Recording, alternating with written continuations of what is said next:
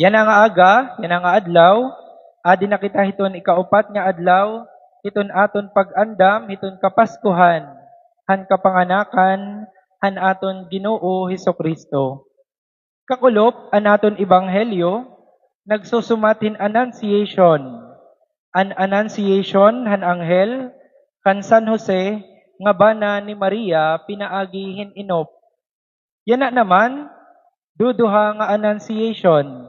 Didahan aton siya hanya pagbasa, an pagpasabot han anghel, han asawa ni Manoa, nga bawas nga babayi, nga mag-aanak hiya. Ngandida naman han aton ebanghelyo, an annunciation naman han anghel, kan Sakarias, nga mag-aanak an iya asawa. Duha nga punto para hiton aton pamalandong yana nga adlaw. Didahan ebanghelyo, may dagin nga ngaranan nga babayi nga bawas hi Isabel. Hira Isabel ngan Sakarias, mag-asawa nga matadong ug magtinumanon nga mga tawo haatubangan han Dios. Pero despite han ira paging matinumanon han Dios, waray hiratagi hin anak.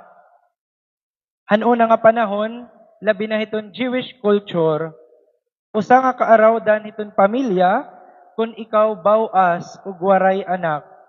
Salit ini nga duduha nga mag-asawa, nag-iinampuon ngadto han Dios nga tagan hirahen anak.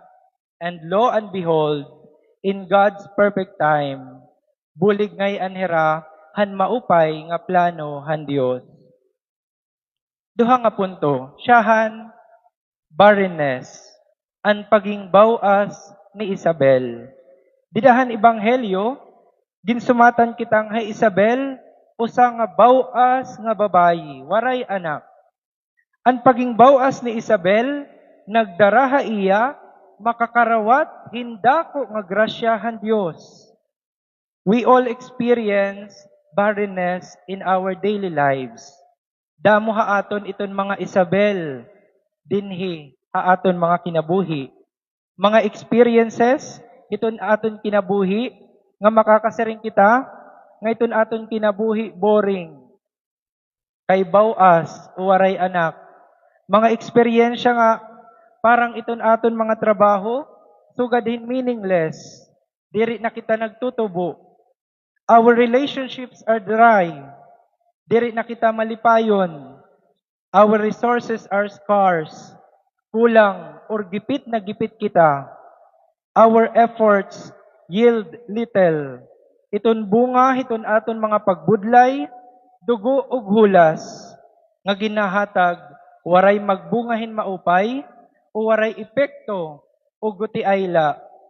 These are moments of barrenness in our lives. Pero haluyuhan paging bawas ni Isabel, ang Diyos waray hiya pabayi. Waray hi Isabel pabayi han Diyos.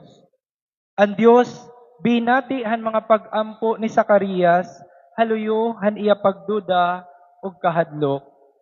Sugad man, may our experiences of lifelessness, desolation, and unproductivity maging okasyon para makakarawat kita hindako nga mga grasya ug bendisyon han Dios. Again, barrenness. Ikaduha, God's perfect time. Didahan aton ebanghelyo, ginbaton han Dios ang mga pag-ampo ni Sakarias. Nasaring an anghel, ayaw kahadlok Sakarias. Pinamatian han Dios an imo mga pag-ampo.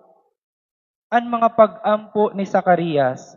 Asya ini ito nagpapamatuod nga iton Dios, haiya tama og perfect nga oras, nga mga kaburoton, ginbabaton iton aton mga karuyag o mga pinangangaro, base hiton iya maupay nga plano.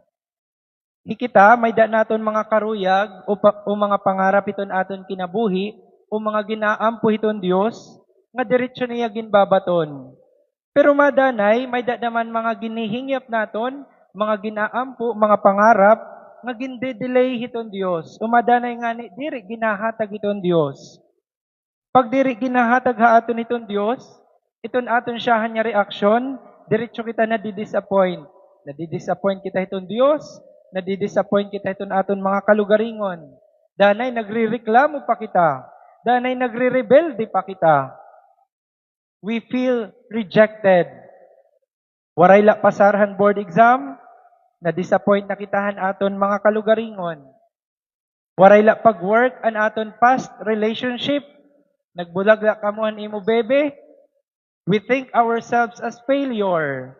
Waray la katumanan imo mga pangarap, frustrated ka na, han imo kalugaringon. Diri ibig sabihin, nga bakay waray ighatag, or ginde-delay hiton Dios iton aton mga pinangangaro, ginpapabayan na kita hiton Dios. No. God's plan is always better than our plans. Maybe, just maybe. Maybe God destroys our plans because He has a better plan for us. Maybe God allows rejection for us to become better persons.